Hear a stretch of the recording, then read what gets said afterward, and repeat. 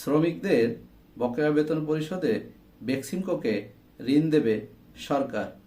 দর্শক, আপনাদের সঙ্গে আছি আমি জাহিদ খান।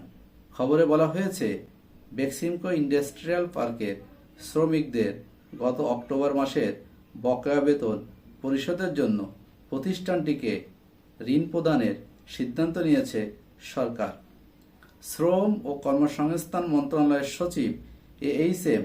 শফিকুজ্জামানের সই করা এক বিজ্ঞপ্তিতে বলা হয়, শ্রম ও কর্মসংস্থান মন্ত্রণালয় অর্থ বিভাগ থেকে বেক্সিমকোকে এই ঋণ প্রদান করা হবে।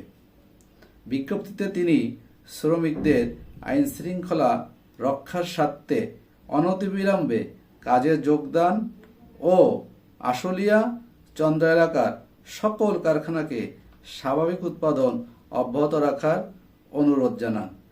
শিল্প পুলিশ জানায়, বেক্সিমকো ইন্ডাস্ট্রিয়াল পার্কে পোশাক ও শ্রমিক কারখানায় ৪১,০০০ কর্মী কর্মরত রয়েছে। দর্শক, আপনাদের সঙ্গে আবার দেখা হবে ইনশাল্লাহ নতুন কোনো খবরে। সবাই ভালো থাকেন।